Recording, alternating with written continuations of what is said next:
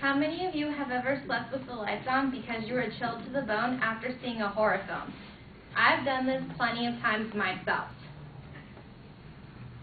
After seeing The Grudge, I couldn't even sleep with my blankets on me because I was so scared that that little girl was going to crawl up underneath my blankets, and that's the one place that you're supposed to be safe.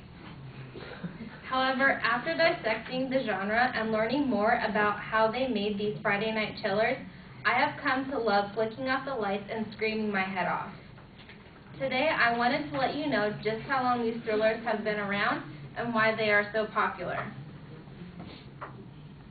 Although many people look back at the 70s and 80s as the height of the horror films, popularity, the films have been around for over 100 years.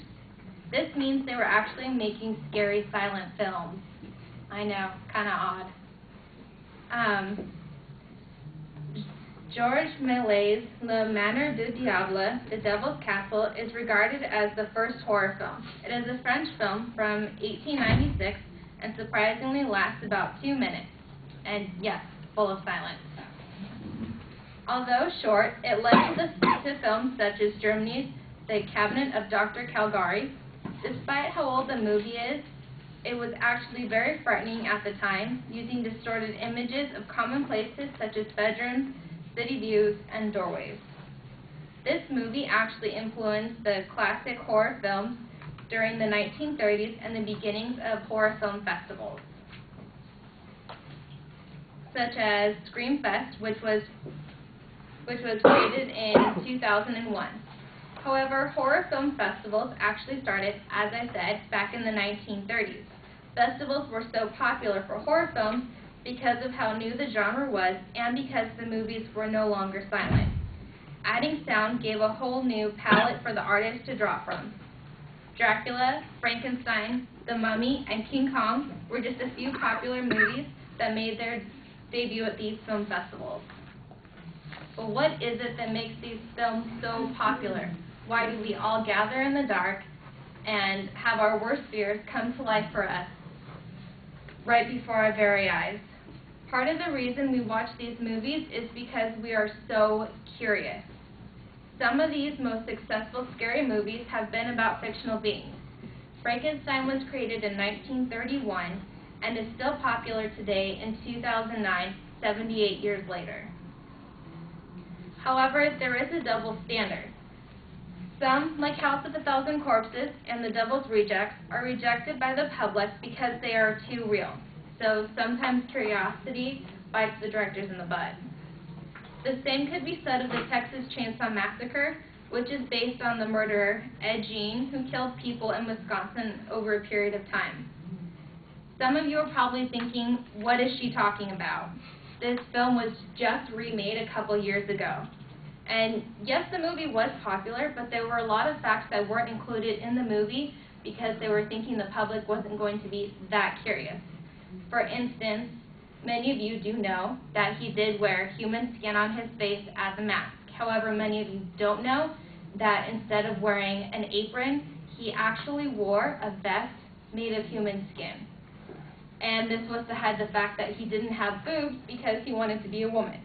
And I'm sure many of you could have gone your whole lives without knowing that, which proves my point.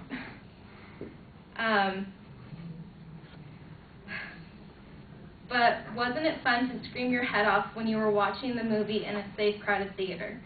Horror films are always taking it a step further and will always continue to do so. It will just take some time for them to break from the barriers society is forcing them to conform to. Scary movies have been around for more than 100 years, switching around truths, making you take a double take over your shoulder on the walk home, and checking under your bed as a child. Or, if you're me, last night when you saw a haunting in Connecticut. Always looking for the next turn of events, horror films will be ready to make you scream and question reality for as long as we are making movies.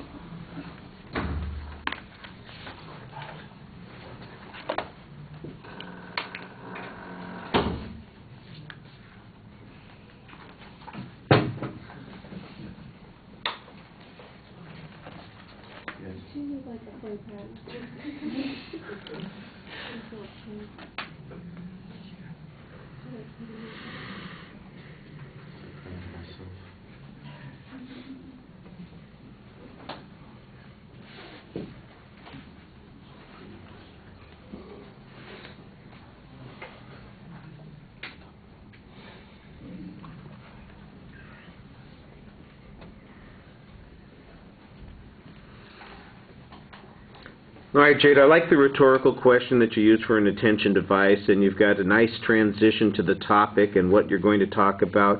You think your thesis is a little bit broad and it needs to be focused more. It sounds like you're going to kind of do an historical review, and that's not a bad idea, but then it's going to be a lot clearer if you say that, and it's not really kind of what you set up at the beginning. I'm not sure how the information is going to be organized. It sounds at first like it's going to be chronological, but when you get into the last part of the speech, it's all just sort of topical, and it seems to jump from topic to topic on that third point.